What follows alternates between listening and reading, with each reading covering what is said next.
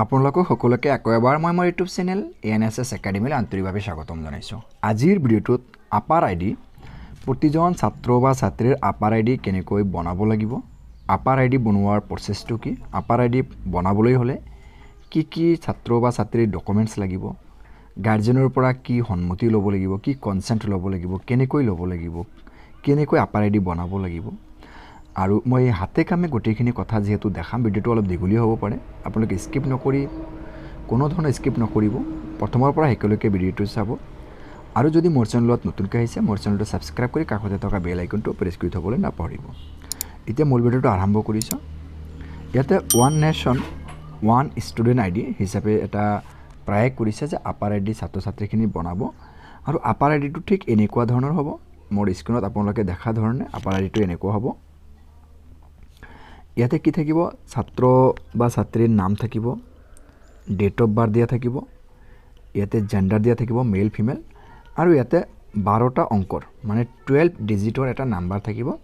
ঠিক আধাৰ কাৰ্ডৰ নিচিনাই হ'ব আপাৰ আইডিটো বা আপাৰ কাৰ্ডটো আধাৰ কাৰ্ডৰ নিচিনা হ'ব। ইয়াতে ছাত্ৰৰ চাৰ্টিফিকেট, প্ৰগ্ৰেশ্যন ৰিপৰ্ট গোটেইখিনি, মাৰ্কশ্বিট গোটেইখিনি এই আপাৰ আইডিত সন্নিৱিষ্ট হৈ থাকিব। চ' সেই আপাৰ আইডিটো প্ৰতিখন বিদ্যালয়ে ছাত্ৰ ছাত্ৰীবোৰৰ বাবে আপাৰ আইডি ক্ৰিয়েট কৰিব লাগিব। চ' আপাৰ আইডি ক্ৰিয়েট কৰিবৰ কাৰণে কিছুমান ডকুমেণ্টছ লাগিব। চ' এই আপাৰ আইডিৰ কি কি বেনিফিটছ আছে, বেনিফিটছখিনি ইয়াতে দিয়া আছে, আপোনালোকে চালে এবাৰ চাই ল'ব পাৰে। ইয়াতে আছে যে ৰিকগনাইজড লাৰ্ণিং এচিভমেণ্টছ, তাৰপিছত 2 নম্বৰ আছে allows student to choose own learning path, enable students mobility and academic flexibility. তো আপাৰ নাম্বাৰ থাকিলে ছাত্ৰ বা ছাত্ৰীখিনি গোটেই ভাৰতবৰ্ষৰ যিকোনো ঠাইত গৈ এডমিশ্যন ল'ব পাৰিব। বিভিন্ন ধৰণৰ ইয়াৰ ফেচিলিটি আছে। তো how to get upper ID, upper ID কেনেকৈ বনাব পৰা যায়। আপাৰ আইডি বনাবৰ কাৰণে কিছুমান ডকুমেণ্টছ লাগিব আৰু কেইটামান ষ্টেপ আছে। ষ্টেপকেইটা আলোচনা কৰি তাৰপিছত মই হাতে কামে দেখাই দিম কেনেকৈ বনাব লাগে। তো ষ্টেপ 1টো আছে যে educating parents visit school two learn about upper ID. তো আপাৰ আইডি কেনেকৈ বনাব লাগিব তাৰ কাৰণে কি কৰিব লাগিব, গাৰ্ডিয়ানসকলক স্কুলত মাতিব লাগিব। গাৰ্ডিয়ানসকল বা মুৰব্বীসকলক মানে ছাত্ৰ ছাত্ৰীৰ যিবোৰ মুৰব্বী আছে তেখেতসকলক বা ছাত্ৰ ছাত্ৰীৰ গাৰ্ডিয়ানসকলক স্কুলত মাতিব লাগিব, আপাৰ আইডিৰ বিষয়ে বুজাব লাগিব। তাৰপিছত কি কৰিব লাগিব, ইয়াতে যিটো 2 নম্বৰ যিটো কিবা আছে, মই অলপ কিবা কৰিছোঁ। 2 নম্বৰটো আছে কনচেণ্ট ছাবমিটেড। আৰু এই কনচেণ্ট মানে এটা সন্মতি ল'ব লাগিব। কাৰ পৰা ল'ব লাগিব, যে parents fill up consent form voluntarily for APAAR ID creation. So' APAAR ID বা আপাৰ নাম্বাৰ ক্ৰিয়েট কৰিবৰ কাৰণে গাৰ্ডিয়ানসকলে এটা কি কৰিব, সন্মতি দিব লাগিব, স্বেচ্ছা এটা সন্মতি দিব লাগিব। তো সেই কনচেণ্টটো কেনেকৈ ল'ব লাগিব, কনচেণ্টৰ ফৰ্মেটটো আছে, ফৰ্মেটটো দেখাম ভিডিঅ'টোত, ঠিক আছে, চাই থাকিব। তাৰপিছত আছে upper ID generated. Upper ID কেনেকৈ জেনেৰেট কৰিব লাগে, আপাৰ আইডি জেনেৰেট কৰা গোটেই প্ৰচেছটো মই দেখাম। UDISE system generates APAAR ID against PEN ID of students. যিবোৰ ছাত্ৰ বা ছাত্ৰীৰ আধাৰ কাৰ্ড নাম্বাৰ আছে আৰু PEN নাম্বাৰ আছে, মানে পাৰ্মানেণ্ট এডুকেশ্যন নাম্বাৰ আছে, সেইবোৰ ছাত্ৰ ছাত্ৰীৰ আপাৰ আইডিটো জেনেৰেট কৰিব পৰা যাব। তো কেনেকৈ জেনেৰেট কৰিব লাগিব গোটেইখিনি কথা আলোচনা কৰা হ'ব। তাৰপিছত আৰু এটা ইয়াতে ষ্টেপ আছে, এইটো হ'ল আপলোডেড টু ডিজিলকাৰ। তো ডিজিলকাৰটো আপোনালোকে হয়তো কিছুমানে জানে, হয়তো নাজানিবও পাৰে। ডিজিলকাৰ য'ত নেকি গোটেইখিনি ডকুমেণ্ট আপলোড হৈ থাকে, তাৰ পৰা ডাউনলোড কৰিব পৰা যায়। So' APAAR ID is post into students DigiLocker account. Student DigiLocker একাউণ্টত আপাৰ আইডিটো গৈ থাকিব, তাৰ পৰা ডাউনলোড কৰি ল'ব পৰা যাব। এতিয়া মূল ভিডিঅ'টো আৰম্ভ কৰিছোঁ, কিন্তু তাৰ আগতে মই দেখাই লৈছোঁ যে গাৰ্ডিয়ানসকলৰ যিটো কনচেণ্ট, সেই কনচেণ্টটো মানে যিটো মানে বা সন্মতি যিটো প্ৰদান কৰিব লাগিব, তাৰ কাৰণে ফৰ্মেট দুটা আছে, এটা অসমীয়াত আছে আৰু এটা ইংৰাজীত, দুটা ফৰ্মেট আছে। সেই ফৰ্মেটত কেনেকৈ গাৰ্ডিয়ানসকলে কনচেণ্টটো স্কুলত জমা দিব লাগিব, স্কুলৰ হেড অফ দ্য ইনষ্টিটিউট মানে স্কুলৰ প্ৰধান শিক্ষকক জমা দিব লাগিব, ঠিক আছে। এই ফৰ্মেটটো মানে সন্মতিৰ ফৰ্মেটটো মই এতিয়া দেখাই ল'বলৈ চেষ্টা কৰিম। ইয়াতে দিয়া আছে, আপোনালোকে ইয়াতে চাব পাৰিব যে ইয়াতে মই আকৌ দেখাব লাগিব। ইয়াতে আছে consent by father mother legal guardian of student for APAAR I D generation. APAAR I D জেনেৰেশ্যনৰ কাৰণে এই যেটো মানে কনসেন্ট এইটো গাৰ্ডিয়ানসকলে স্কুলত জমা দিব লাগিব। সো তাৰ কাৰণে কি কৰিব লাগিব, ইয়াতে স্কুলৰ নেম দিব লাগিব, স্কুলৰ UDISE কোডটো ইয়াতে দিব লাগিব। তো এইখিনি যদি গাৰ্ডিয়ানসকলে নাজানে স্কুলে এইখিনি কৰিব। তাৰপিছত দিব ইয়াতে দিব লাগিব আই মানে ইয়াতে যিয়ে কনসেন্ট দিব মানে সেই ছাত্ৰ বা ছাত্ৰীৰ দেউতাকৰ নাম ইয়াতে দিব লাগিব। তাৰপিছত ইয়াতে ছাত্ৰ বা ছাত্ৰীৰ নাম দিব লাগিব। তাৰপিছত ইয়াতে আধাৰ কাৰ্ড নাম্বাৰটো দিলেও হ'ব, ঠিক আছে।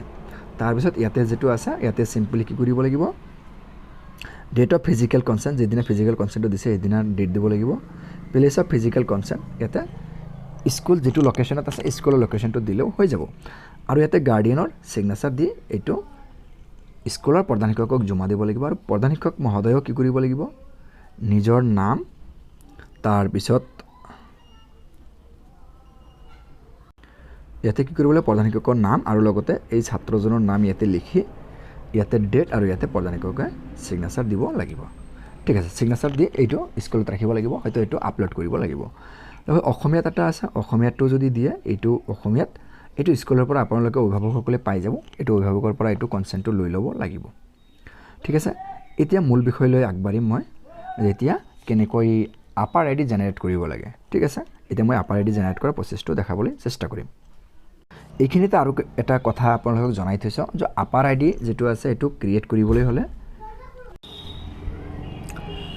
মই আকৌ কৈছোঁ কথাটো যে students basic profile should be updated. মানে UDISE কোডত ছাত্ৰ ছাত্ৰীৰ যেটো বেচিক প্ৰফাইল আছে যেনেকুৱা JP মানে general profile, EP that means enrolment profile, FP facility profile, এই গোটেইখিনি জেনেৰেল যেটো বেচিক প্ৰফাইল আছে প্ৰফাইলখিনি আপলোড কৰিব লাগিব। তাৰপিছত student should have an unique PEN assigned, মানে পাৰ্মানেণ্ট এডুকেশ্যন নাম্বাৰটো থাকিব লাগিব। তাৰপিছত আছে Aadhaar details should be provided and verified, তাত আধাৰ ডিটেইলছটো তাত থাকিব লাগিব, তেতিয়াহ'লেহে আপাৰ আই ডিটো হ'ব। তাৰপিছত আছে students name in school record and name as per Aadhaar should be same. ষ্টুডেণ্টৰ ছাত্ৰৰ নাম এণ্ড কি কৈছে ষ্টুডেণ্ট নেম ইন স্কুল ৰেকৰ্ডৰ ছাত্ৰৰ যিটো নাম আছে and name as per Aadhaar should be same, আৰু আধাৰ কাৰ্ডৰ নাম আৰু স্কুলৰ যিটো নাম আছে এইটো সেম হ'ব লাগিব। তাৰপিছত আছে mobile number should be updated in the students profile, ষ্টুডেণ্টৰ প্ৰফাইলত মোবাইল নাম্বাৰটো আপলোড কৰি থ'ব মানে আপডেট কৰি থ'ব লাগিব। তাৰপিছত এতিয়া কেনেকৈ মানে আপোনাৰ আপাৰ আই ডিটো ক্ৰিয়েট কৰিব। সো আপাৰ আই ডিটো আপোনালোকে ক্ৰিয়েট কৰিবৰ কাৰণে আপোনালোকে কি কৰিব লাগিব, UDISE প্লাছ যেটো আছে সেই UDISE প্লাছত যাব লাগিব। UDISE প্লাছত আপোনালোকে গুগল বা ক্ৰমত গৈ আপোনালোকে সাৰ্চ কৰাৰ লগে লগে আপোনালোকৰ সন্মুখত এনেকুৱা ইণ্টাৰফেচ আহি যাব, ঠিক আছে। প্ৰথমত যেটো ইণ্টাৰফেচ আহিব ইয়াতে, ঠিক আছে, আপোনালোকে simply UDISE plus student module ইয়াতে আপোনালোকে ক্লিক কৰিব এটা, ঠিক আছে। ইয়াতে ক্লিক কৰাৰ লগে লগে আপোনালোকৰ সন্মুখত এনেকুৱা এটা ইণ্টাৰফেচ আপোনালোকৰ সন্মুখত আহিব, ঠিক আছে। এনেকুৱা ইণ্টাৰফেচ আহিব, আপোনালোকে মই অলপ স্ক্ৰল কৰি দেখাইছোঁ। ইয়াতে আপোনালোকে দেখিবলৈ পাইছে, ইয়াতে আপোনালোকে ইয়াতে দেখিছে সেলেক্ট ষ্টেট, ইয়াতে আপোনালোকে ক্লিক কৰি ইয়াতে ষ্টেট চুজ কৰিব লাগিব। তাৰপিছত গো নামৰ অপশ্যনত ক্লিক কৰিব লাগিব, ঠিক আছে। মই এতিয়া তাতে ক্লিক কৰাৰ লগে লগে এনেকুৱা ইণ্টাৰফেচ আপোনালোকৰ সন্মুখত আহিব। আপোনালোকে তাৰ পৰা কি কৰিব, যিহেতু অসম ইয়াতে ক্লিক কৰিব, নহ'লে আপোনালোকে যি ষ্টেটটো আপোনালোকে চুজ কৰিব, ইয়াতে ক্লিক কৰিব, ঠিক আছে। তাতে ক্লিক কৰাৰ লগে লগে আপোনালোকৰ সন্মুখত এনেকুৱা আহি যাব, ঠিক আছে। এতিয়া আপুনি দেখক ইয়াতে আপুনি অসমটো চুজ কৰিছে, তাৰপিছত ইয়াতে গো নামৰ যেটো অপশ্যন আছে অসম চুজ কৰাৰ পিছত গো নামৰ অপশ্যনত ক্লিক কৰিব লাগিব। সো গো নামৰ অপশ্যনত আপুনি ক্লিক কৰিলে, ক্লিক কৰাৰ লগে লগে আপুনি কি কৰিব লাগিব, আপোনাৰ স্কুলৰ ইউজাৰ আই ডি মানে স্কুলৰ UDISE কোড আৰু স্কুলৰ যেটো পাছৱৰ্ড আছে সেই পাছৱৰ্ডটো মাৰিব লাগিব। মাৰাৰ পিছত ইয়াতে যেটো কেপচা আপোনালোকে দেখিবলৈ পাইছে সেই কেপচাটো বেলেগ হ'ব পাৰে, তো সেই কেপচাটো ইয়াতে মাৰি তাৰপিছত আপোনালোকে তলত দেখা ধৰণে ইয়াতে লগইন নামৰ অপশ্যনটো দেখিবলৈ পাব। এই লগইন নামৰ অপশ্যনত ধুনীয়াকৈ আপোনালোকে এটা ক্লিক কৰি দিব, ঠিক আছে। ক্লিক কৰি দিয়াৰ লগে লগে আপোনালোকৰ সন্মুখত এনেকুৱা এটা ইণ্টাৰফেচ আহি যাব, ঠিক আছে। এনেকুৱা এটা ইণ্টাৰফেচ আপোনালোকৰ সন্মুখত আহি যাব। সো আপোনালোকে কি কৰিব, সিম্পলি কাৰেণ্ট একাডেমিক ইয়াৰ 2024-25 ইয়াতে আপোনালোকে কি কৰিব, এটা ক্লিক কৰিব। ইয়াতে ক্লিক কৰাৰ লগে লগে আপোনালোকৰ সন্মুখত এনেকুৱা এটা ইণ্টাৰফেচ আহি যাব। সো এনেকুৱা ইণ্টাৰফেচ অহাৰ লগে লগে আপোনালোকে কি কৰিব, আপোনালোকে ইয়াতে দেখিবলৈ পাব যে আপাৰ মডুল নামৰ এটা অপশ্যন ইয়াতে দেখিবলৈ পাব আগত নাছিল এতিয়া নতুনকৈ আপাৰ মডুল নামৰ অপশ্যনটো আহিছে ইয়াতে আপোনালোকে আপাৰ মডুল নামৰ অপশ্যনটোত আপোনালোকে ক্লিক কৰিব সো আপাৰ মডুল নামৰ অপশ্যনটোত ক্লিক কৰাৰ লগে লগে আপোনালোকৰ সন্মুখত এনেকুৱা ধৰণৰ কি আহিব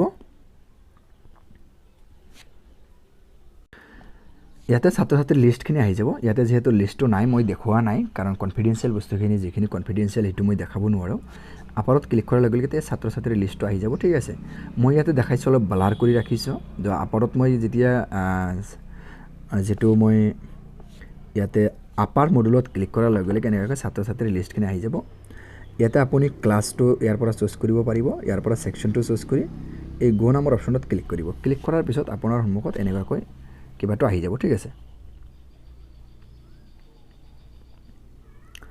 আপোনাৰ সন্মুখত এনেকুৱা এটা ইন্টাৰফেস আহিব ইয়াতে আপোনালোকে এইখিনি চুজ কৰাৰ পিছত আপোনালোকৰ সন্মুখত ইয়াতে কিবা আহিব মই দেখাই আছো আপোনালোকক অলপ স্ক্ৰল কৰি ইয়াতে আপোনালোকে প্ৰতিজন ছাত্ৰৰ এগেইনষ্টত ইয়াতে আহিব জেনাৰেট এই জেনাৰেট নামৰ অপশ্যনটোত আপোনালোকে ক্লিক কৰিব লাগিব ঠিক আছে সো ইয়াতে ক্লাছ আৰু ইয়াৰ পৰা সেকশন চুজ কৰি ইয়াতে গো নামৰ অপশ্যনত ক্লিক কৰাৰ লগে লগে প্ৰতিজন ছাত্ৰৰ এগেইনষ্টত জেনাৰেট নামৰ এটা অপশ্যন আহিব সেই জেনাৰেট নামৰ অপশ্যনত আপোনালোকে ক্লিক কৰিব লাগিব ঠিক আছে তো জেনাৰেট নামৰ অপশ্যনত যেতিয়া আপোনালোকে ক্লিক কৰিব ক্লিক কৰাৰ পিছত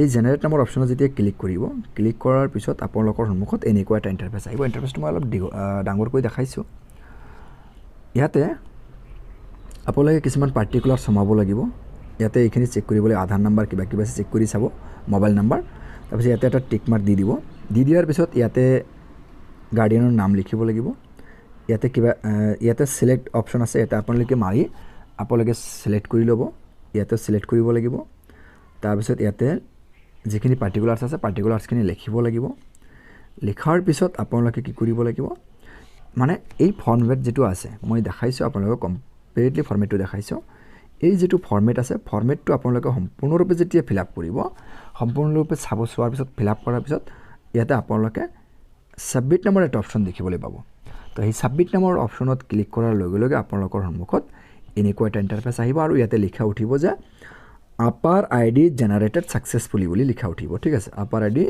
জেনাৰেটেড সাকসেসফুলি বুলি লিখা উঠিব তাৰ মানে আপোনাৰ সেই ছাত্ৰজনৰ আপাৰ আইডিটো অলৰেডি জেনাৰেট হৈ গল এনেকুৱাকৈ প্ৰতিজন ছাত্ৰ বা ছাত্ৰীয়ে কি কৰিব লাগিব আপাৰ আইডিটো ক্ৰিয়েট কৰিব লাগিব সো ভিডিওটোৰ পৰা যদি আপোনালোকে উপকৃত হৈছে বুলি ভাবে লাইক কৰিব কমেন্ট কৰিব আৰু আপোনালোকৰ বন্ধু-বান্ধৱীৰ মাজত বেছি শ্বেয়াৰ কৰিব আৰু চেনেলত নতুনকৈ আহি থাকিলে চেনেলটো সাবস্ক্ৰাইব কৰি কাষতে থকা বেল আইকনটো প্ৰেছ কৰি থবলৈ নাপাহৰিব থ্যাংক ইউ